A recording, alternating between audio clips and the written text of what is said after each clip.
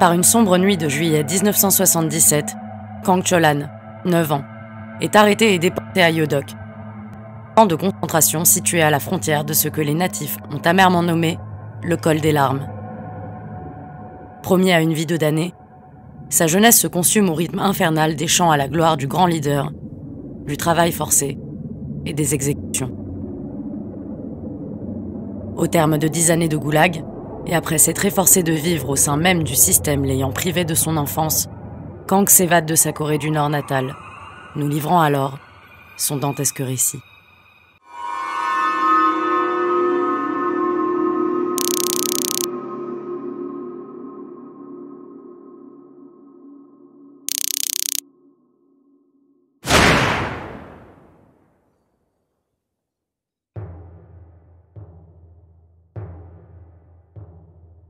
Avant de nous lancer à corps perdu dans le récit ahurissant de Kang Cholan, il convient d'abord d'effectuer une brève présentation du contexte historique ayant mené à la constitution de la Corée du Nord, et par là même, à l'architecture quasi impénétrable de son administration.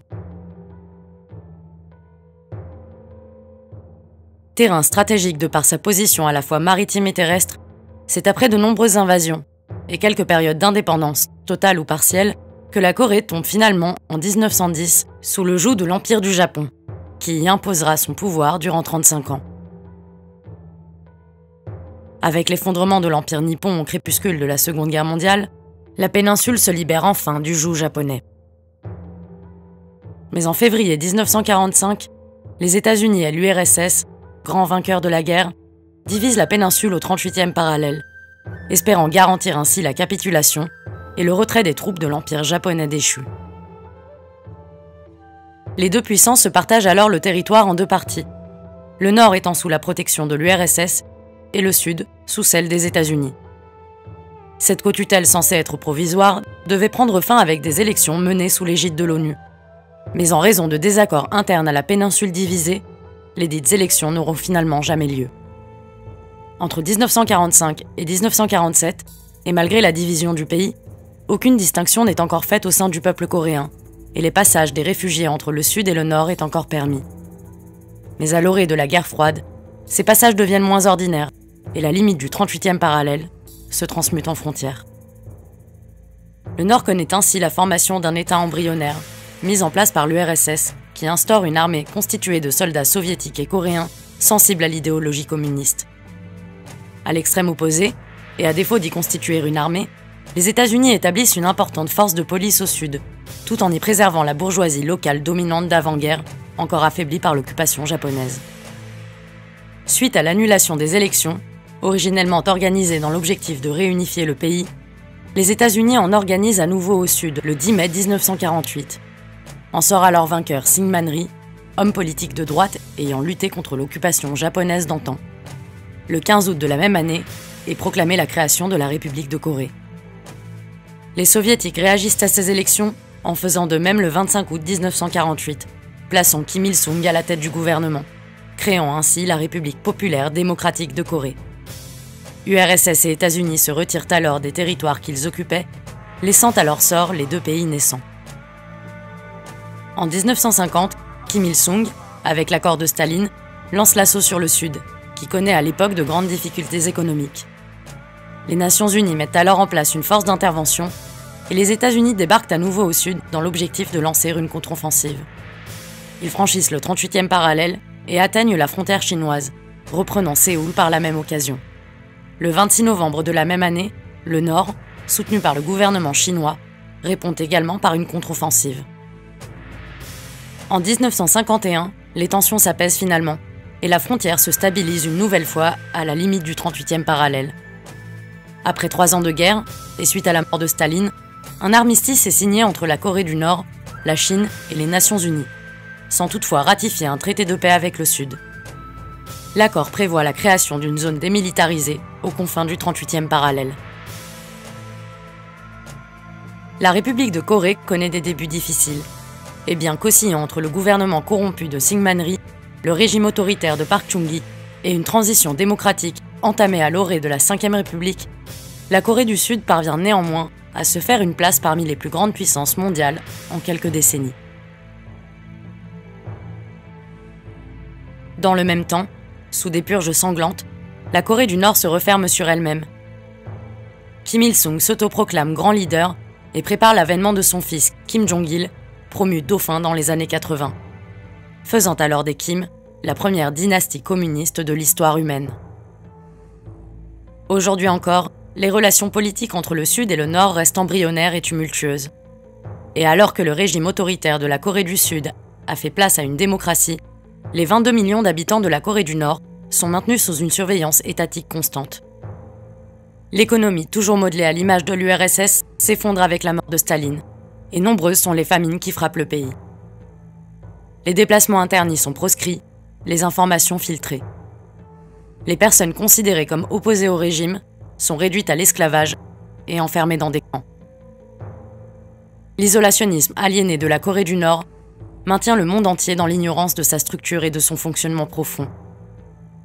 Mais cette autarcie autoproclamée n'est pas hermétique, et les témoignages de transfuges nord-coréens se multiplient, levant ainsi timidement le voile sur les entrailles de cet État totalitaire.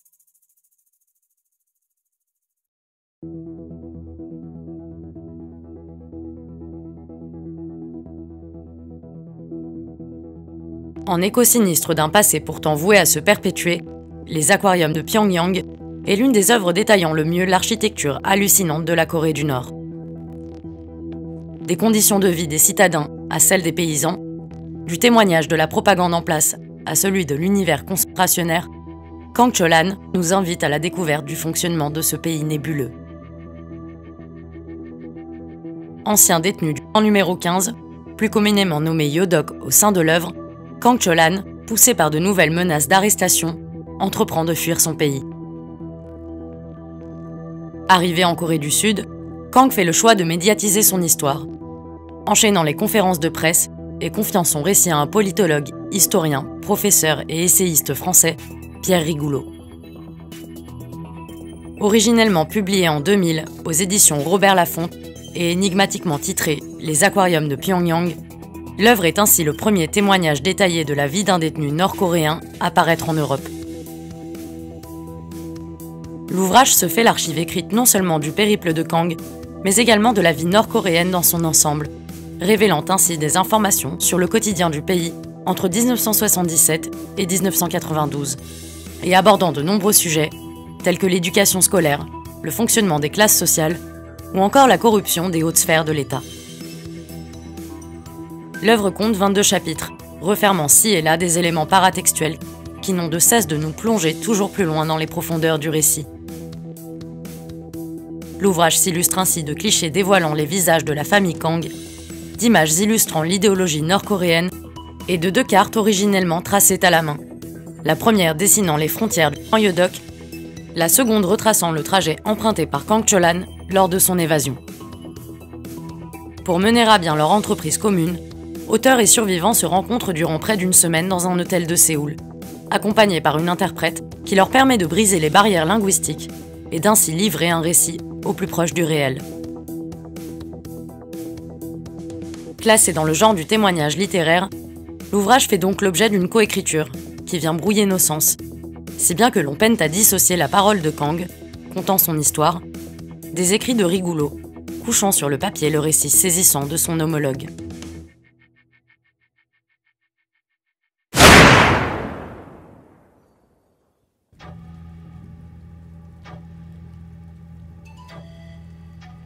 Au travers de leur ouvrage commun, Kang et Rigoulot mettent en lumière la structure profonde de la société nord-coréenne, nous dévoilant ainsi les secrets architecturaux de l'idéologie mise en place sous l'égide de Kim Il-sung.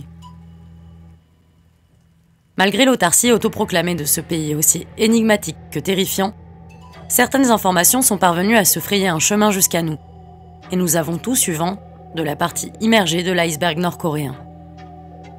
Kim Il-sung, grand leader, est érigé au rang d'un dieu véritable, et les légendes entourant son ascension au pouvoir sont considérées comme pure vérité aux yeux de la population. Il représente l'étoile polaire du peuple, la lumière du genre humain, le sommet de la pensée d'un génie inégalé, comme en témoignent les écrits de Kang et Rigoulot. Selon l'idéologie, la Corée du Nord est un État socialiste édénique, mêlant le rêve communiste au talent coréen. En somme, Le pays est décrit comme une véritable terre sainte, bâtie par un patriarche éternellement jeune et omniscient, qu'il convient d'adorer, sans douter un instant de sa suprématie. Ce culte de la personnalité dépassant les limites de la raison se voit transmis aux descendants de Kim Il-sung. Ainsi, Kim Jong-il, également dénommé cher leader, se voit adulé comme une sorte de demi-dieu, qui, bien que n'égalant pas la figure divine du père de la nation, se voit érigé en futur régent de ce royaume fait de cendres et de sang. Le même mécanisme est observable de nos jours avec l'ascension au pouvoir de Kim Jong-un, petit-fils du grand créateur fou. Mais notre récit situé aux aurores de l'an 2000 n'implique pas cette figure arrivée au pouvoir en 2010. Malgré l'élévation politique des descendants du grand leader, Kim Il-sung est nommé à la présidence de la Corée du Nord pour l'éternité, 4 années après sa mort, et son portrait habille aujourd'hui encore les murs des foyers nord-coréens. Dans ses jeunes années, Kang considère les Kim père et fils comme des figures paternelles, protectrices et bienveillantes. Et comme pour nous permettre d'imaginer la place détenue par les deux patriarches dans son imaginaire d'enfant, son œuvre coécrite les compare au Père Noël. Mais cette comparaison résulte également de la générosité apparente de Kim Il-sung, qui, à l'image de l'homme au bonnet rouge, délivre chaque année des cadeaux aux enfants de la nation. Si l'on se réfère aux écrits de Kang Eri-gulo, l'éducation scolaire semble être le berceau du dogme nord-coréen. La propagande déploie ses racines au sein des salles de classe et s'impose dans les esprits dès le plus jeune âge. Dans ce régime, où la militarisation du peuple est l'essence même de l'idéologie, des grades semblables à ceux de l'armée sont attribués aux élèves dès l'âge de 7 ans. Pareillement à des soldats, les jeunes enfants arborent ainsi sur leur uniforme d'écolier entre 1 et 3 étoiles, symbole de leur échelon au sein du système éducatif. Un leader politique et un délégué respectivement dénommés numéro 1 et numéro 2 de la classe sont désignés par l'instituteur, avant que leur statut ne soit confirmé par un vote du reste des élèves.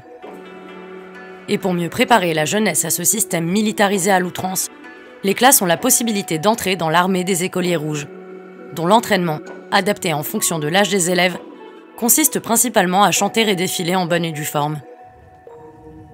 Ce n'est que lors de l'avant-dernière année de lycée que les exercices deviennent plus sérieux et ardus. Chants et parades font alors place à de longues marches en montagne et à un apprentissage assidu des consignes en cas d'attaque armée. Les adolescents apprennent ainsi à s'abriter des avions ennemis et à conduire la population vers les abris les plus proches. Cette militarisation forcenée est loin d'être le seul moyen employé à l'embrigadement des plus jeunes. Et malgré les nombreuses matières semblables à celles que nous avons nous-mêmes connues au sein de notre système éducatif, telles que par exemple les mathématiques, le dessin ou encore la musique, c'est bien le programme scolaire tout entier qui est voué à l'uniformisation des futurs citoyens. L'éducation nationale prend ainsi pour base l'apprentissage de la morale prolétarienne. Et la matière la plus importante n'est autre que celle de l'histoire de la révolution nord-coréenne. Tout citoyen connaît ainsi la date et l'heure exacte de naissance du grand leader, s'imprègne au mot de ses discours et sanctifie ses divers exploits. L'asservissement de la pensée s'opère également par l'apprentissage d'une histoire biaisée, logiquement réécrite au profit de la Corée du Nord, qui efface ainsi sa défaite lors de la guerre de Corée. Pour s'inscrire dans la continuité de ce système asservissant, les élèves sont soumis à des séances de critique et d'autocritique. Cette pratique prend source au cœur de l'idéologie marxiste et consiste à mutuellement s'accuser de manquement à la vigilance révolutionnaire ou encore de se reconnaître indigne de la confiance du grand leader. Kang précise néanmoins que de son temps, ces séances aboutissaient davantage à des encouragements de la part des professeurs qu'à de véritables réprimandes. Et cette pratique existant au sein des écoles de la capitale nord-coréenne semble être en opposition totale de celle employée dans les camps de concentration.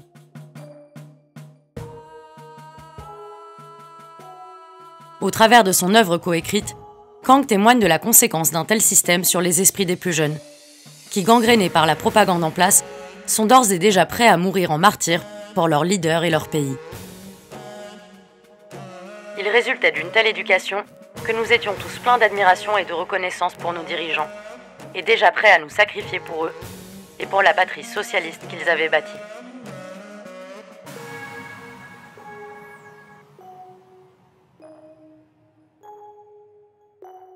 Lorsque l'on se lance dans l'analyse d'œuvres littéraires de témoignages, l'on se heurte rapidement au récit de l'enfance, qui compte la vie d'avant la déportation. Ce point important dans l'écriture traumatique permet à l'auteur de mettre en exergue l'horreur qui va suivre, en la confrontant à la période heureuse qui précède l'événement tragique. Ainsi, malgré le matraquage incessant de la propagande et les règles liberticides établies par le gouvernement de Kim Il-sung, Kang témoigne du souvenir agréable de ses jeunes années passées à Pyongyang. Et si l'enfance du survivant est comptée comme une période paisible, c'est bien que le régime nord-coréen se sert de la capitale comme d'une vitrine, offrant ainsi à ses habitants l'illusion d'un pays prospère, presque édénique. Du temps de sa vie à Pyongyang, le petit Kang Cholan grandit à Gyeongnam-dong, quartier aisé et verdoyant de la capitale, dans un appartement assez spacieux pour accueillir les 7 membres de sa famille. Ces derniers y jouissent d'un confort que peu de Nord-Coréens connaissent, surpassant même le niveau de vie de nombreux habitants de Pyongyang. Fait rare à l'époque, la famille dispose d'un téléviseur couleur, sur lequel elle peut apprécier les quelques programmes officiels du régime. Kang fait par ailleurs référence à une série politico-policière roumaine titrée Les Mains Propres, qu'il se plaisait à regarder. Et la mention de ce programme télévisé suscite en nous de nombreuses questions. Quel est le protocole de censure appliqué à la télévision nord-coréenne ? Comment les programmes sont-ils choisis par le régime ? Connaissant l'isolationnisme de la Corée du Nord, pourquoi le pays laisse à disposition des citoyens une série dont le scénario prend place dans un pays étranger, laissant entrevoir aux Nord-Coréens une vision différente de la société ? Le régime communiste de la Roumanie de l'époque semble être un début de réponse à ces questionnements. Et la logique selon laquelle le gouvernement nord-coréen cherche à simuler une Corée du Nord florissante et libre peut également expliquer l'autorisation officielle de cette série télévisée. Du fait de son jeune âge et de l'éducation idéologique stricte à laquelle il est soumis, Kang ne relève guère l'assujettissement généralisé du pays, ne songeant qu'à profiter de son quotidien d'enfant. Sa vie évolue entre l'école et les après-midi passés à s'amuser avec ses amis, bercés, eux aussi, dans le fantasme d'une Corée du Nord riche et bienveillante. Profitant d'un effet de mode qui se développe parmi ses camarades de classe, le jeune Kang nourrit une passion véritable pour l'aquarophilie. Cet amour pour les poissons exotiques finit par saturer la chambre du petit garçon, qui possède plus d'une dizaine d'espèces et presque autant d'aquariums. Cette passion dévorante inspirera plus tard le titre de l'ouvrage. Mais tel que nous aurons l'occasion de le voir ensemble, l'intitulé de l'œuvre cache une réalité située au-delà d'une simple passion d'enfance.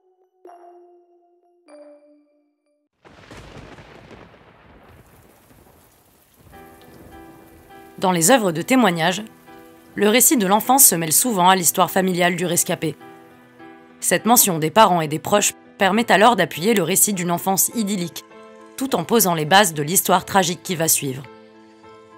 Le 2e chapitre de l'œuvre introduit ainsi l'histoire des grands-parents de Kang et de leur venue en Corée du Nord.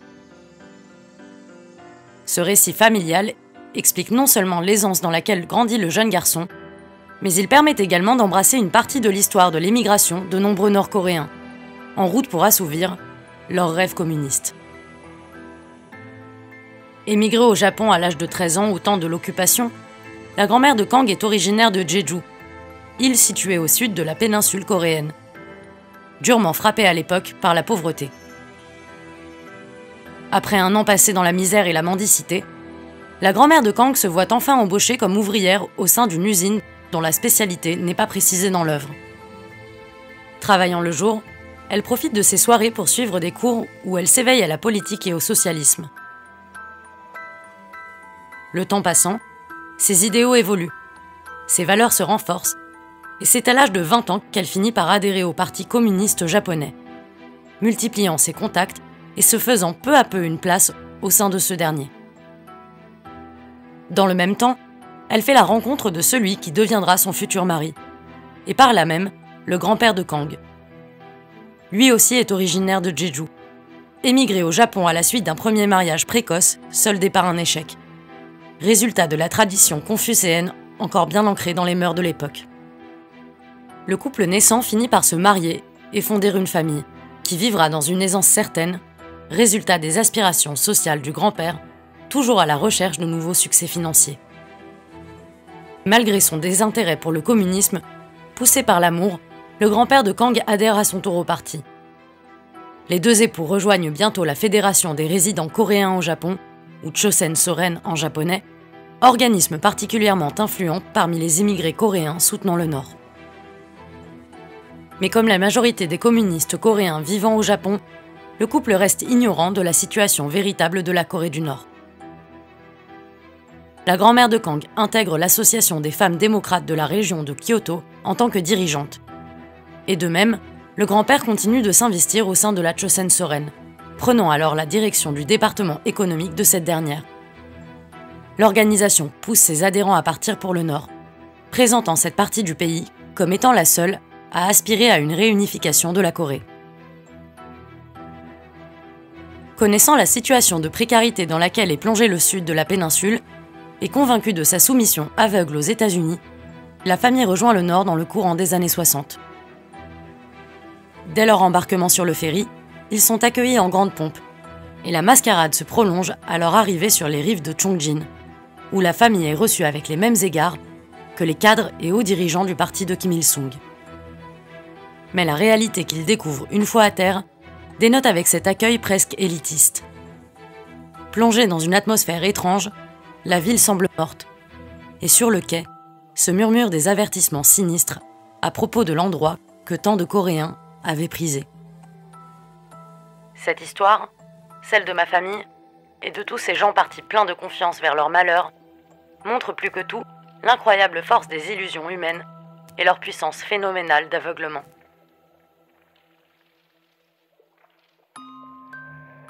La famille se voit installée à Pyongyang, logée dans un luxueux appartement récemment construit. Mais le malaise s'installe à mesure que le temps passe.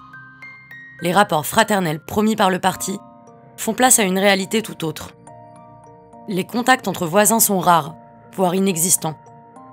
L'omniprésence de la propagande, l'insuffisance des biens de consommation et la surveillance constante de la population plongent la famille dans une morosité que chacun tente de dissimuler. Et rendus à l'évidence de leur nouvelle vie faite d'autorisations de déplacement et de tickets de rationnement, les membres de la famille vaquent à leurs occupations. La grand-mère de Kang continue de travailler pour l'association des femmes démocrates jusqu'à en devenir un jour la présidente, avant d'être élue députée à l'Assemblée suprême du peuple.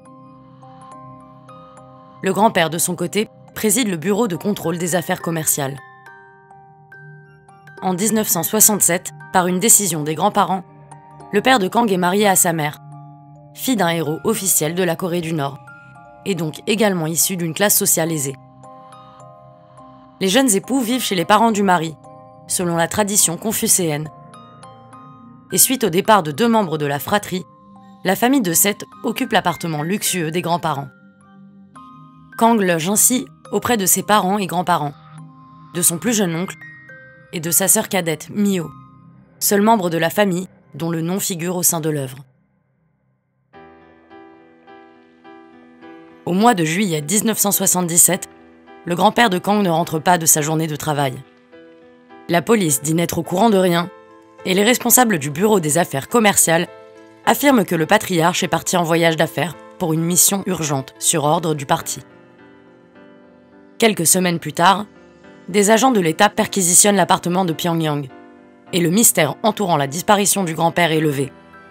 Arrêté pour crime de haute trahison, ce dernier s'est vu envoyé dans un camp de concentration à régime sévère, et la famille souffre à son tour des conséquences de ce crime présumé, dont ils ne connaissent pourtant aucun détail.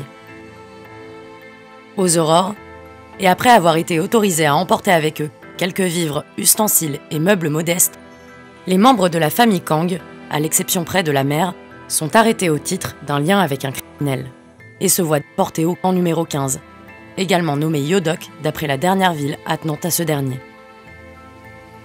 Sous les yeux curieux du voisinage, la famille embarque dans le camion qui les mènera vers le lieu de leur malheur. Kang garde aujourd'hui un souvenir pesant de cette déportation. Ancré dans son univers d'enfant, le petit garçon qu'il était avait réussi à obtenir, de la part des gardes, l'autorisation d'emmener avec lui l'un de ses aquariums et envisageait son exil comme un voyage champêtre. Issue d'une famille dont le défunt père a été érigé post-mortem en héros officiel de la nation et ne portant pas le nom Kang, la mère se voit exemptée malgré elle de la punition infligée au reste de sa famille. Et en dépit de ses nombreuses supplications, la décision des agents restera sans appel. Avec le recul de l'adulte qu'il est devenu, le rescapé raconte les adieux d'une mère déchirée par la séparation forcée entre elle et ses enfants, dont l'avenir reste incertain. Lui, qui le jour fatidique ne mesurait aucunement la gravité de la situation, regrette aujourd'hui d'avoir été davantage captivé par son escapade en camion que par les adieux faits à sa mère. Le temps à bord du camion de cire de fabrication soviétique s'écoule lentement, et les déportés ne sont autorisés à regarder le paysage défiler qu'une fois arrivés sur les sentiers de campagne. De la dizaine de poissons que Kang avait emmenés avec lui dans son aquarium, seule la moitié a survécu aux rudes ballottements causés par les routes de terre. Aux alentours de midi, le convoi atteint le col du Passage du Roi, également nommé le col des larmes par les riverains, en sinistre référence au dernier lieu-dit situé à la lisière du camp. 2 heures plus tard, le camion marque enfin un temps d'arrêt après une ascension vertigineuse au travers des routes de montagne, s'arrêtant face à un portail entouré de murs faits de béton et de barbelés qui se perdent dans l'horizon. Profitant de cette brève halte, dont les minutes s'écoulent dans un silence pesant, les agents saisissent les passeports et actes de naissance des déportés. Le convoi reprend alors sa route avant de s'immobiliser définitivement quelques kilomètres plus loin. Et le lourd silence installé entre les nouveaux détenus s'interrompt par les hurlements des gardes, dont les ordres et les injures sont aboyés à l'attention de l'attroupement formé autour du camion. Encore hébétés par le voyage, les déportés découvrent ainsi avec stupeur leurs nouveaux compagnons d'infortune. L'œuvre touche ici du doigt pour la première fois 2 points majeurs de la littérature du témoignage, ceux de la thématique des corps et de l'écriture de l'autre. Ces pièces majeures des récits traumatiques abordent la question du corps humain qui subit la violence et reçoit la marque infernale. Ainsi, au travers des yeux de Kang, nous assistons à la première scène désolante de l'ouvrage. Des hommes et des femmes pauvrement vêtus, dont les cheveux hirsutes et la crasse leur donnent une apparence de mendiants. Parmi ces derniers, des enfants rachitiques, dont la petitesse se fait conséquence de la malnutrition, abordent Kang, impressionné par ce nouveau jeune détenu venant d'un autre monde. Et la déchéance se poursuit alors que la famille découvre son nouveau lieu de vie. Une baraque désolante, faite de quelques planches et d'un seul en terre battue, avec lesquels jurent les meubles de l'appartement de Pyongyang. Dernier vestige d'un temps révolu.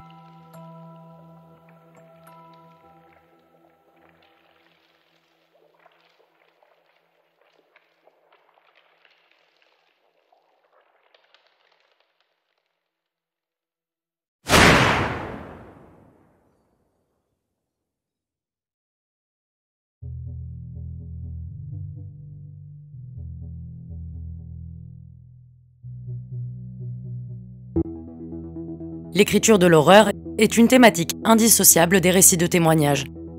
Les détenus évoluent dans un monde austère et brutal, ruisselant de sang et jonché de cadavres.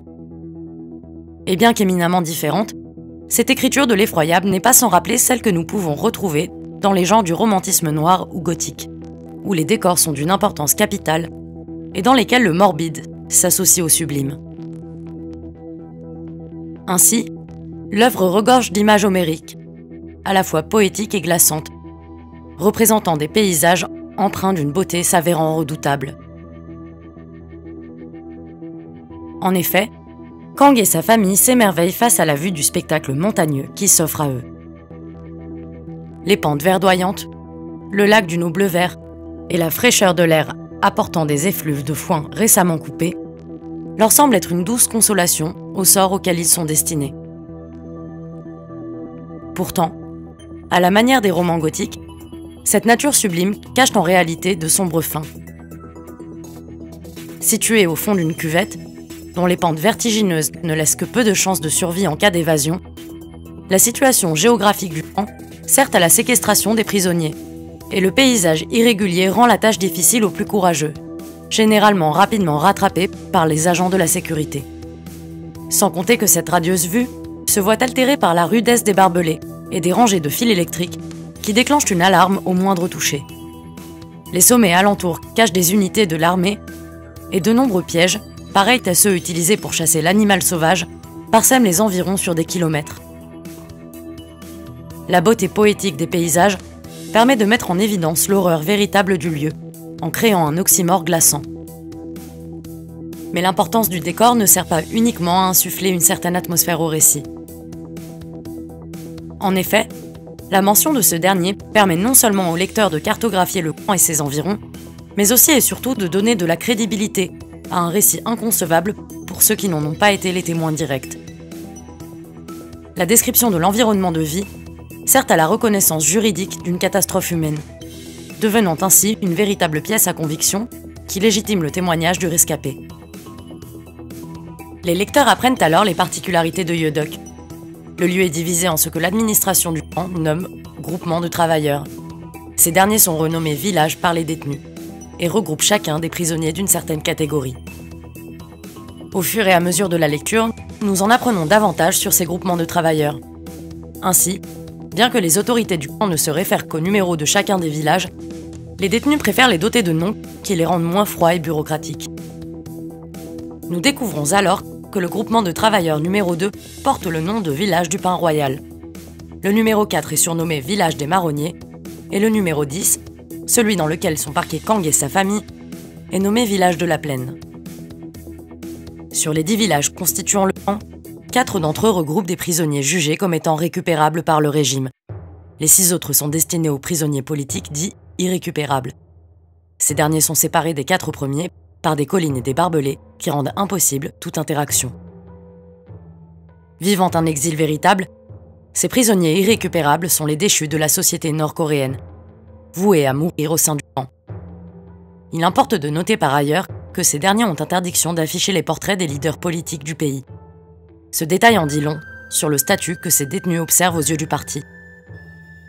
Les irrécupérables sont les déchets de la société paradisiaque offerte par le régime, qui par leurs actes ne mériteront jamais d'y être réintégrés. L'œuvre devient un lieu d'archives, refermant non seulement une carte physique représentant le camp tel qu'il était au moment de la détention de Kang, mais également une cartographie écrite et détaillée de ce dernier. Chaque village est ainsi composé de baraquements plus ou moins semblables à la nouvelle demeure des Kang. Éclairés par une ampoule dont la faible lumière est alimentée par une centrale hydroélectrique située dans l'enceinte même du camp, ces derniers peuvent accueillir entre leurs murs faits de bois et de terre jusqu'à 4 familles. Les villages du camp sont également pourvus de baraquements pour célibataires, dont la taille permet d'héberger une centaine de personnes, logées à 5 ou 6 par chambrée. Concernant les soins médicaux, le camp n'offre que peu de possibilités aux prisonniers blessés ou souffrants.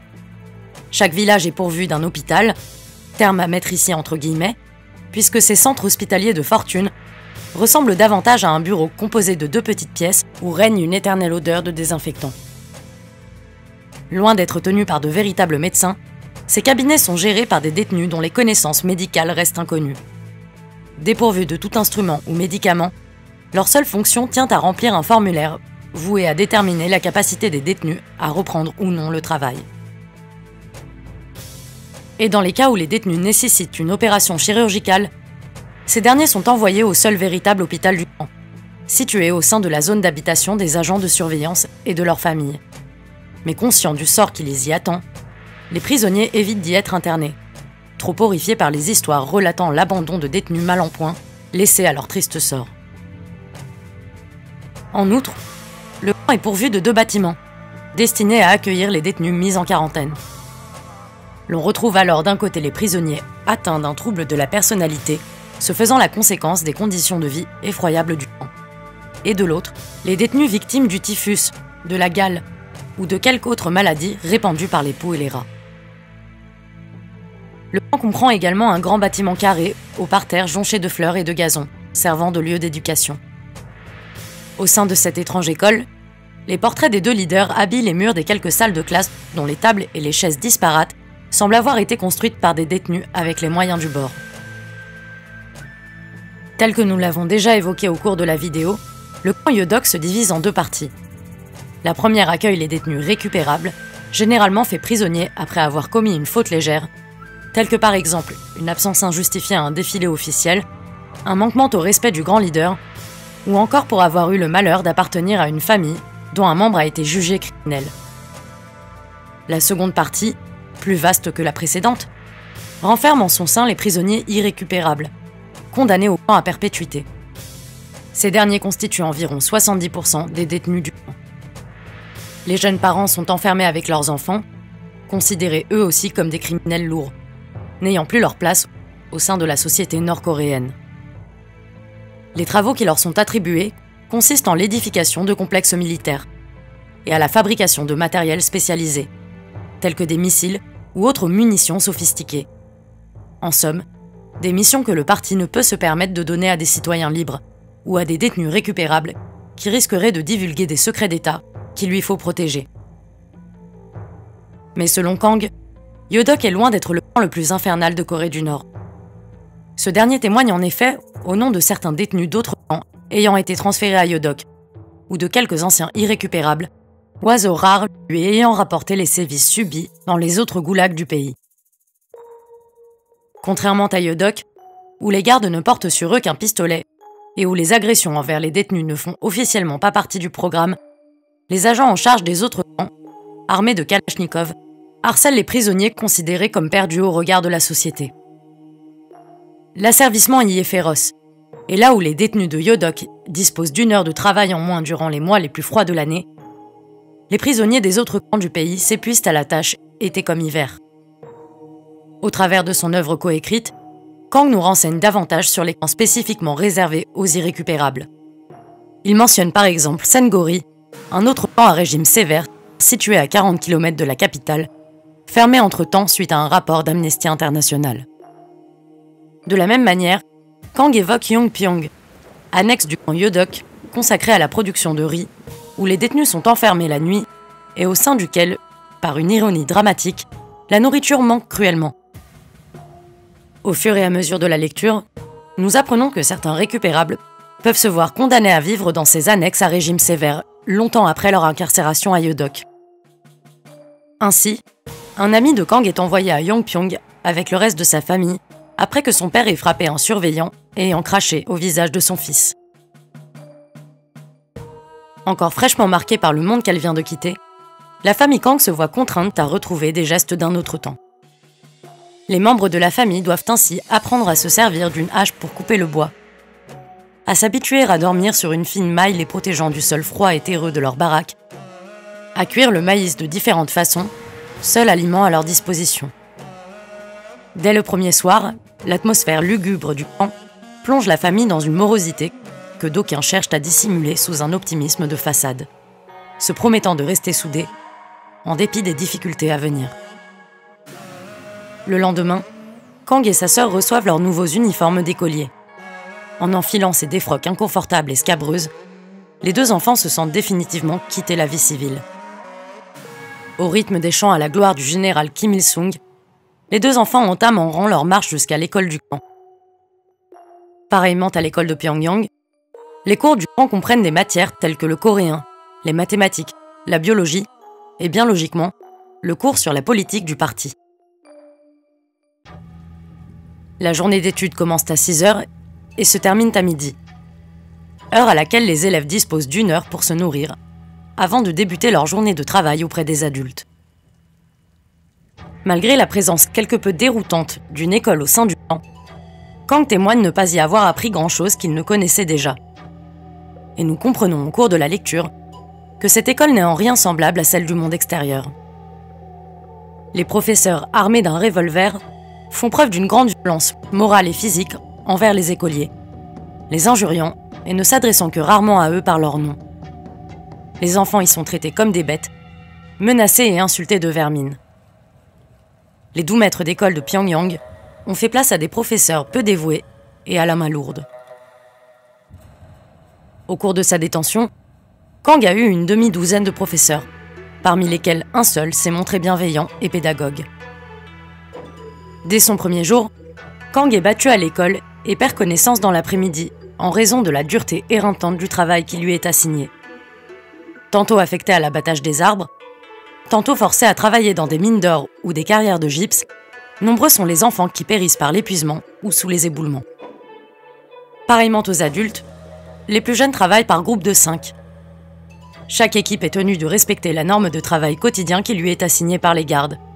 Et dans cette société où la responsabilité individuelle n'existe pas, c'est l'intégralité du groupe qui se voit punie dans le cas où l'un des détenus se montre malhabile à la tâche, renforçant ainsi l'animosité entre les prisonniers et étouffant dans l'œuf toute tentative de solidarité.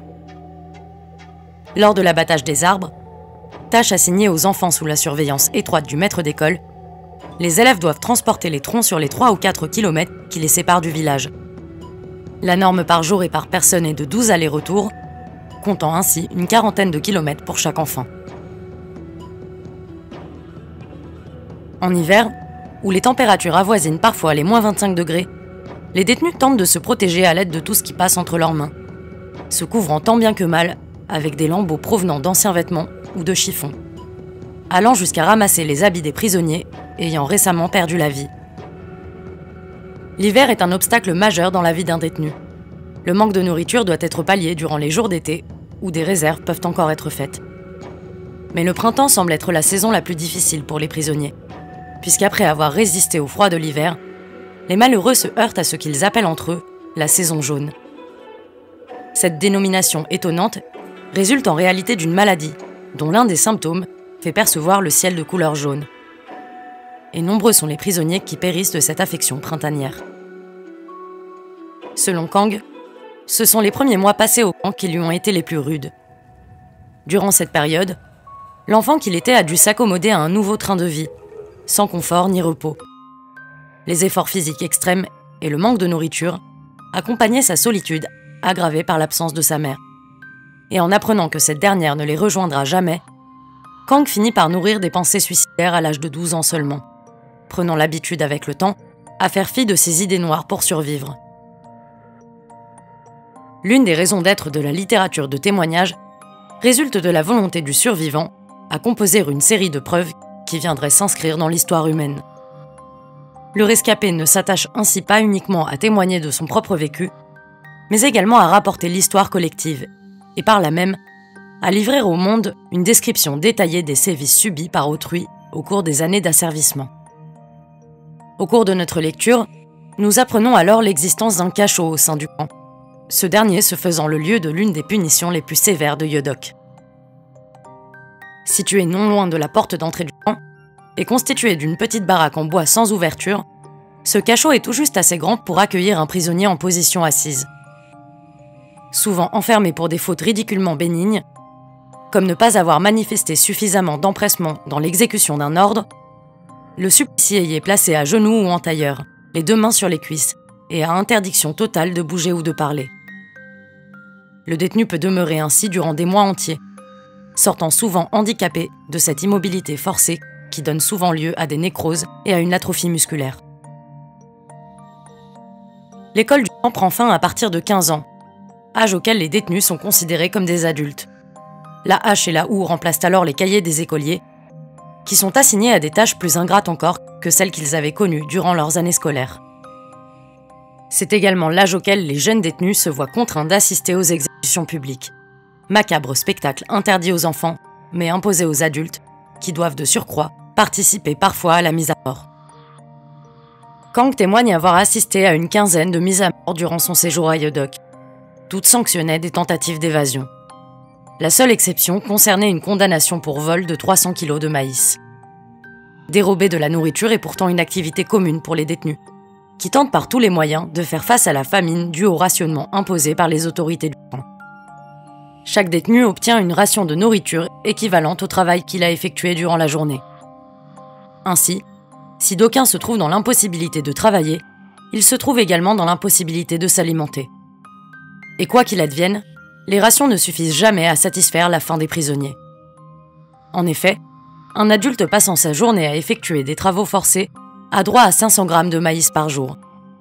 Un enfant à 400 grammes. La famine gagne ainsi le camp, jusqu'à plonger les détenus dans une folie solitaire. Quand la faim est trop forte, On ne se sent plus solidaire. On ne cède plus. J'ai vu des enfants se faire voler par leur père la gamelle de maïs qu'ils emportaient à l'école. Le voleur l'engloutit en ne pensant qu'à une seule chose, calmer un instant ce manque insupportable. Céder à la faim, se comporter comme une bête, professeur d'université ou grand savant, ouvrier ou paysan, tous pouvaient en arriver là. Seul l'observateur conserve le sens de cette différence. La faim réduit la raison. Qu'elle énonce des faits vécus par le survivant d'un génocide, d'un massacre de masse ou de quelque autre violence étatique, l'œuvre de témoignage ne peut logiquement pas conter la seule histoire individuelle du rescapé. Elle dépend de la portée collective de l'événement dont elle se fait l'archive écrite. L'auteur rapporte alors le récit de son propre vécu et par là même le témoignage des autres victimes qu'il a côtoyées ou dont il a entendu l'histoire sans avoir rencontré. Ainsi, au travers de l'œuvre qui narre son récit personnel, Kang rend compte des mésaventures de quelques-uns des détenus dont il a croisé le chemin. Celle de ce footballeur nord-coréen, déporté à Yeodok avec le reste de son équipe, pour avoir perdu un match international après une soirée arrosée. Celle de cette camarade de classe, ayant sombré dans la folie après avoir été frappé par l'un des professeurs de l'école du camp. Ou encore celle de ces nouveaux détenus, fraîchement débarqués du Japon, condamnés au camp après avoir rejoint leur mari et père, accusés d'être un traître à la patrie. Cette écriture de l'autre permet à Kang d'inscrire son récit dans une vérité collective, témoignant ainsi de la réalité de nombreux Nord-Coréens, asservis par la propagande d'un régime paranoïaque et déraisonné. L'écriture de l'autre permet également de rendre compte des actes de résistance survenus au sein du camp, avant et durant la détention de Kang. Ce dernier inscrit ainsi dans l'histoire le soulèvement d'irrécupérables avenu en 1975 à Yeodok, où les hommes, armés de haches, de faucilles et de fourches, ont tué des agents de la sécurité avant d'être exécutés par l'armée.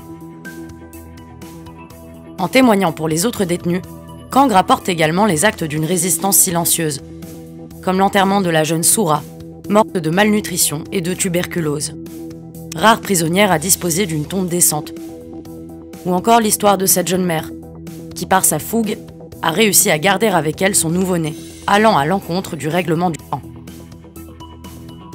Le détail des exécutions publiques et des morts survenus à Yeodok entre en compte dans l'écriture de l'autre, et passe par ce que l'on peut appeler la thématique du corps. Cette dernière consiste en la description physique de soi et des autres, déformée par la crasse, la faim, les coups et la torture. Le rescapé éprouve le besoin urgent d'être écouté, cru, compris, tout en permettant au lecteur, sinon de se mettre à sa place, tout du moins d'effleurer son histoire du bout des doigts.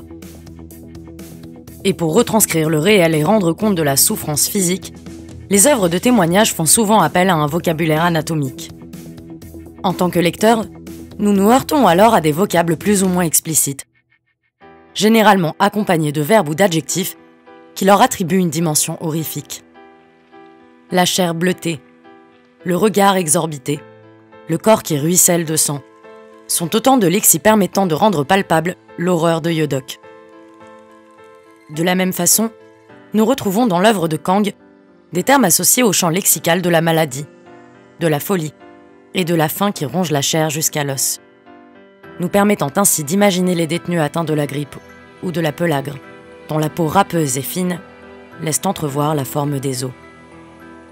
Cette écriture du corps implique également celle de l'inconscient, qui ramène sur le devant de la scène les souvenirs refoulés par la victime. Le rêve fait partie intégrante de l'œuvre de témoignage, et celle des aquariums de Pyongyang ne fait pas exception à la règle. Nous y retrouvons la description des scènes d'horreur survenant dans les cauchemars de Kang, lui ressassant les exécutions, les morts qu'il a lui-même enterrés, et les visages défigurés par la douleur, images immuables, gravées dans le marbre du monde des rêves. Le témoignage est un genre indéfinissable, d'aucuns allant jusqu'à refuser de le qualifier de littéraire, en ce qu'une œuvre ne relèverait de la littérature que par son attrait à la fiction. Pourtant, pour aborder l'innommable, pour dire ce qui est par essence indicible, pour faire sien le lecteur sans risquer de le brusquer ou de le perdre, l'œuvre de témoignage a bien recours à la fiction. Mais cette part fictionnelle du récit n'ampute en rien la véracité des faits rapportés. Elle ne sert ici en effet qu'à permettre au rescapé de s'exprimer, de conter son histoire, en usant de procédés lui permettant de combler son besoin urgent d'être entendu par le reste du monde. Tel que nous l'avons mentionné dans l'introduction de cette vidéo, Les Aquariums de Pyongyang est une œuvre écrite à 6 mains. Dans une chambre d'un hôtel de Séoul, Kang raconte son histoire avec l'aide d'une interprète, et Rigoulo couche sur le papier le récit qui lui est fait. Pourtant, la quasi-intégralité de l'œuvre est écrite à la première personne du singulier. Et pour cause, ce fait permet à l'auteur de se faire oublier, en s'inscrivant dans l'œuvre en tant que main, dictée par le rescapé lui-même. Ce procédé s'ancre dans la part fictionnelle de l'œuvre, qui permet à l'auteur de se faire garant d'un récit immuable, inchangé, et donc véridique, puisque rapporté tel quel. De la même manière, les poissons dont raffole Kang entretiennent également un lien étroit avec cette fictionnalité du témoignage. Le titre de l'œuvre se fait ainsi porteur de la mort symbolique du petit garçon ayant grandi à Pyongyang.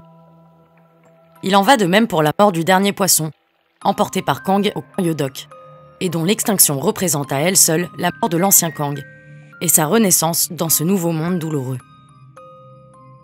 J'éprouvais une grande tristesse à le voir inanimé, flottant à la surface de l'eau. Mais je n'étais pas accablé par sa perte. J'eus plutôt l'impression d'assister à la disparition de ma vie d'antan. La mort de mon dernier poisson, c'était comme une porte qui se refermait. Il avait connu notre vie à Pyongyang. Avec sa perte, tout cela s'effaçait un peu plus encore. Lorsque l'on aborde la question des crimes de masse, l'on est rapidement confronté à la question de la déshumanisation des victimes par les institutions étatiques. L'on observe alors couramment la déchéance forcée de se vouer à être rééduqué ou à disparaître. Et l'un des moyens les plus habituels de parvenir à détruire l'individu dans son essence est de le priver de toute humanité. Ce processus de déshumanisation passe le plus souvent par l'altération physique des victimes, par la privation d'ustensiles leur permettant de se nourrir convenablement, ou encore en usant d'un vocabulaire relevant du champ lexical de l'animalité. Cette déshumanisation s'observe dans l'œuvre de Kang et Rigoulo, en ce que les détenus sont maintenus dans une malpropreté, les rapprochant davantage de la bête que de l'homme. Dénués de couverts, ces derniers sont contraints d'user des moyens du bord pour se confectionner une cuillère et un bol, qui les rapprocheraient un peu plus de leur humanité en perdition. Et tel qu'on a pu l'observer précédemment, gardes et professeurs font usage de termes dégradants à leur égard, les qualifiant de vermines indignes de recouvrer leur vie sociale d'antan. Dans l'objectif de rendre compte de cette déshumanisation permanente et de l'impact de cette dernière sur les esprits des prisonniers, Kang et Rigoulo usent à leur tour de vocables déshumanisants, voire même réifiants, à l'encontre des victimes. Kang s'affuble ainsi de bêtes de somme et qualifie les autres détenus d'épouvantails et de chèvres, qui, pour se nourrir, rasent tout sur leur passage. Cette autodéshumanisation fait partie intégrante de l'écriture des œuvres littéraires testimoniales, auxquelles les aquariums de Pyongyang fait écho. L'œuvre donne ainsi à voir le sinistre procédé par lequel les victimes sont réduites à l'état d'animal ou d'objet aux yeux de tous. Procédé légitimant leur asservissement ou leur élimination. Le détenu n'est plus un humain, tout juste est-il un animal. Aussi, le bourreau ne ressent aucun sentiment ou regret à son égard.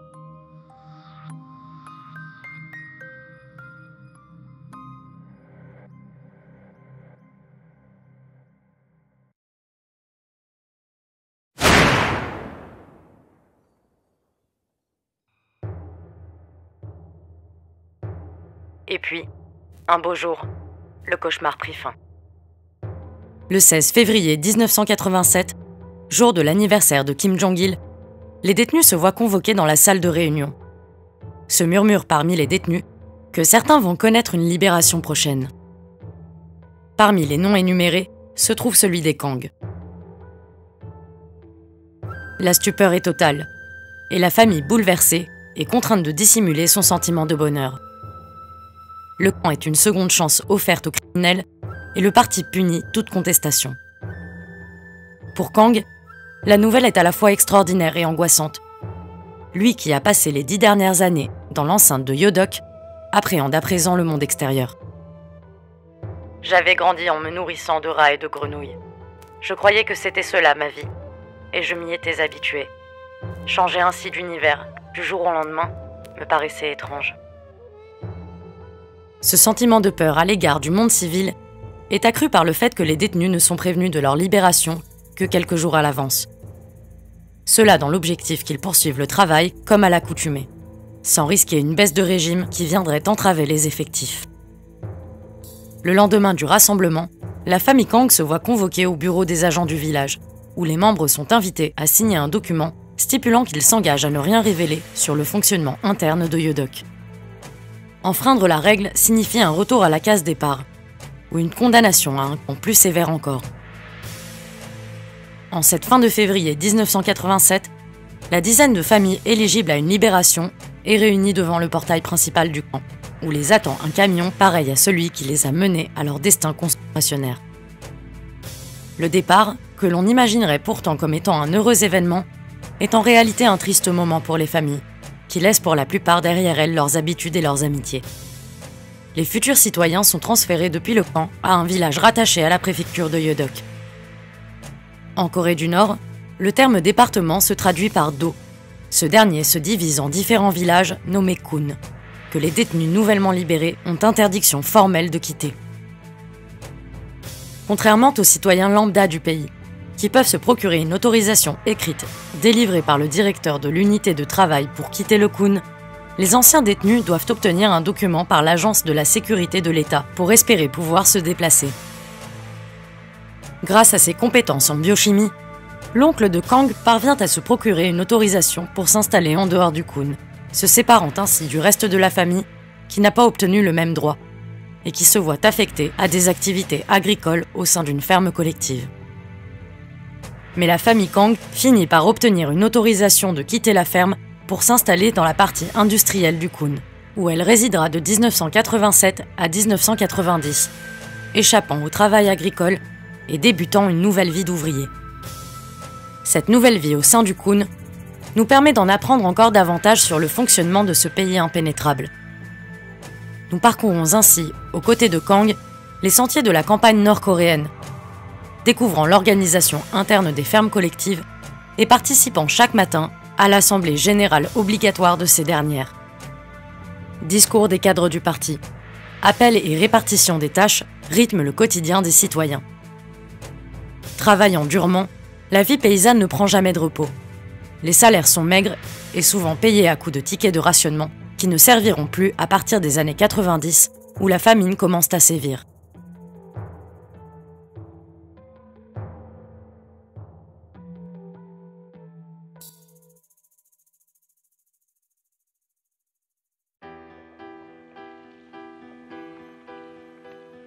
Peu de temps après sa libération, Kang renoue des liens avec Yi Yoon-mo, l'un de ses amis du temps de Yeodok. Mais cette relation amicale n'est pas sans lui nuire, puisque la famille Yi se voit nouvellement menacée d'une condamnation au camp.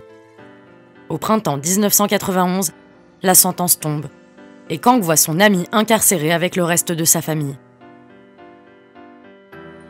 Peu après ce tragique événement, l'épée de Damoclès plane à nouveau au-dessus de Kang, qui se voit à son tour menacé d'une nouvelle déportation, pour écoute illégale d'une radio du Sud. À l'écoute de cette dernière, proposant une analyse de la situation politique au Nord et diffusant des messages à l'attention des cadres du parti, ainsi qu'une émission donnant la parole aux transfuges nord-coréens, Kang trouve enfin les termes appropriés pour décrire la situation de son pays natal et aiguiser son regard critique envers le régime, déjà influencé par 10 années d'asservissement et de violence. En écoutant la radio du Sud, nous trouvions les mots pour expliciter nos multiples insatisfactions. Chaque émission avait la saveur d'une découverte et rompait avec un discours dont nous étions là. Le contre-pied d'une vérité officielle était déjà une évasion. Nous dégustions comme le miel ces messages où l'on parlait d'amour entre les hommes et de respect de l'autre. Malgré la fierté qu'il éprouve à détenir des vérités que peu connaissent en Corée du Nord, Kang ne divulgue pas ces dernières aux membres de sa famille, pas plus qu'il ne leur parle de son activité illégale. Et pressé par les menaces étatiques qui pèsent sur lui, Kang décide de fuir le pays, en compagnie de son ami Han-yuk, dont la liberté est également en danger pour les mêmes raisons.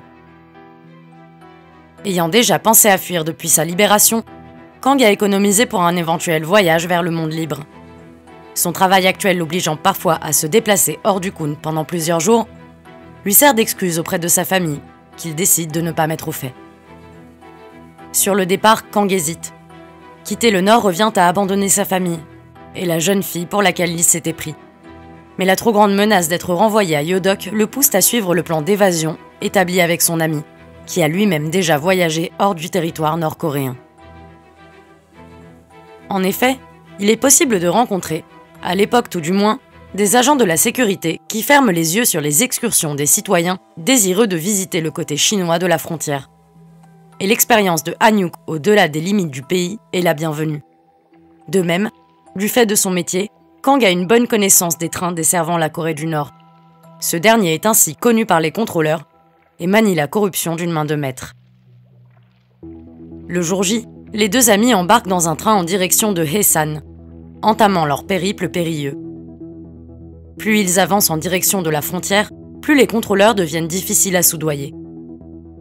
Traversant la montagne enneigée, le train peine à avancer, permettant aux agents de la sécurité d'être plus consciencieux dans leur contrôle, et forçant les deux fuyards à descendre du train en marche. Le périple se poursuit alors à pied, jusqu'à leur arrivée chez une connaissance d'Han-hyuk, qui accepte de les héberger 3 jours durant, avant qu'ils n'entament à nouveau leur voyage jusqu'à Haesan, où ils seront accueillis par un autre ami. Les deux jeunes hommes y resteront 1 semaine, le temps pour eux de trouver un guide qui accepterait de les mener en Chine. Après avoir soudoyé les gardes-frontières afin que ces derniers ferment les yeux sur leur escapade présentée comme temporaire, Kang et son ami traversent à pied le fleuve Yalu gelé. Au moment de traverser, je fus envahi par une émotion intense.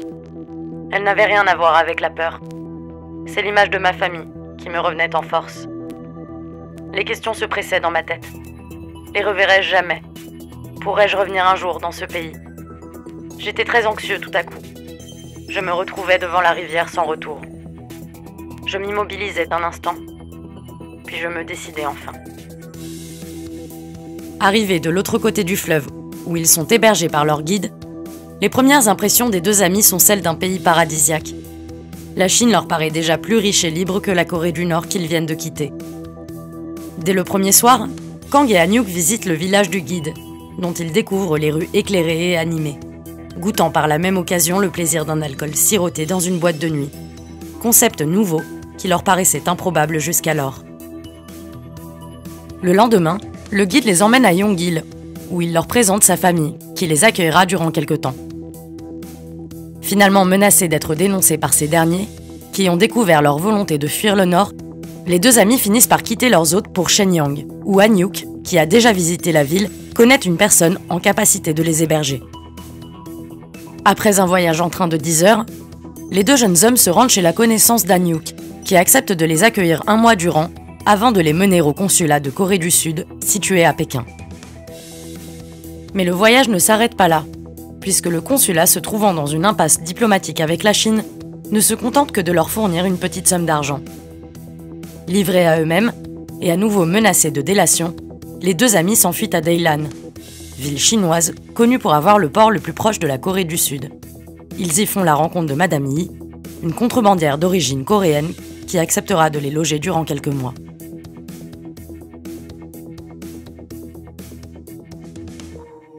Le 14 septembre 1992, Kang et Han-hyuk embarquent, grâce à leur hôte, sur le navire de contrebande qui leur permettra de rejoindre la Corée du Sud. Les deux amis, vêtus d'habits de matelots, passent les douaniers et la police avec de faux papiers. Une fois sur le cargo, les deux amis se faufilent à l'intérieur d'un réservoir de fioul, où ils resteront dissimulés jusqu'à ce que le bateau ait quitté les eaux territoriales chinoises.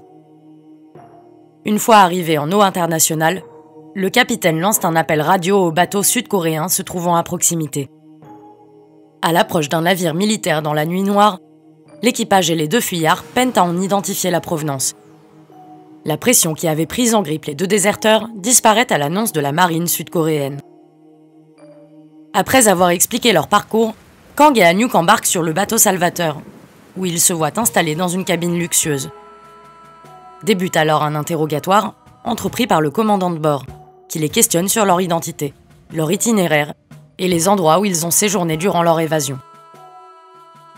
À l'arrivée au port d'Incheon, de nombreux militaires les attendent sur le quai.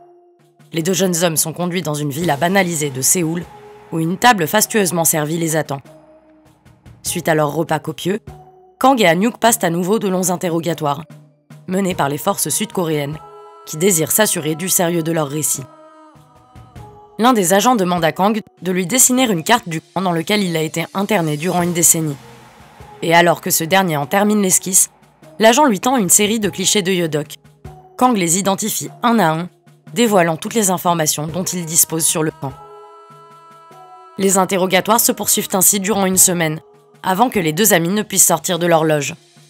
Et près de 6 mois s'écoulent avant qu'ils ne soient autorisés à quitter la villa, tout de même accompagnés par des agents. Jusqu'alors, les deux jeunes hommes n'étaient autorisés à sortir que pour entretenir des conférences de presse et autres interviews.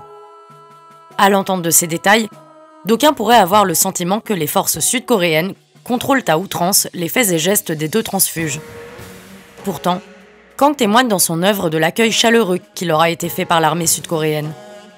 Malgré leur enfermement temporaire, les deux amis sont traités avec bienveillance par les officiers, avec qui ils finissent par tisser de véritables liens d'amitié. Et la garde rapprochée durant les sorties hors de la villa résulte d'une volonté de protection de la part du gouvernement sud-coréen, puisque les transfuges risquent non seulement d'être identifiés par des espions du Nord, mais sont également dans l'incapacité totale de se débrouiller seuls dans la société coréenne qu'ils découvrent à peine. Bénéficiant du soutien d'une banque, Kang s'installe dans un appartement de la capitale et entame des études supérieures à l'université de Hanyang. Mais malgré l'aisance financière, Kang rencontre des difficultés d'adaptation, peinant à trouver un emploi stable et souffrant de la discrimination que connaissent la majorité des transfuges nord-coréens réfugiés au Sud. J'ai constaté, et même subi de plein fouet les préjugés répandus sur les gens du Nord. De l'idée de pauvreté et d'infériorité économique, on passe facilement à celle d'une infériorité naturelle. Dans son combat contre la dictature sévissant sur ses terres natales, Kang est mu par le besoin urgent de raconter son histoire, d'être cru et entendu par ses pairs. Ainsi, à la manière de nombreux survivants de régimes totalitaires violents, Kang se sent porter la lourde charge du devoir de mémoire. Se considérant comme ayant une dette envers ceux qu'il a laissés derrière lui, il enchaîne les interviews, dans l'objectif de dénoncer le régime nord-coréen, et use de son œuvre comme d'une arme contre la propagande et la violence de son pays. Au crépuscule de son ouvrage, il prévient le monde de la dégradation certaine de la société nord-coréenne, entre l'année de sa fuite et le présent de l'écriture. Et dans l'espoir perdu d'une réunification prochaine, Kang apporte son aide aux transfuges nord-coréens et œuvre encore à faire connaître la vérité sur ce pays au régime isolationniste et féroce qui affame et réduit en esclavage une population à bout de souffle.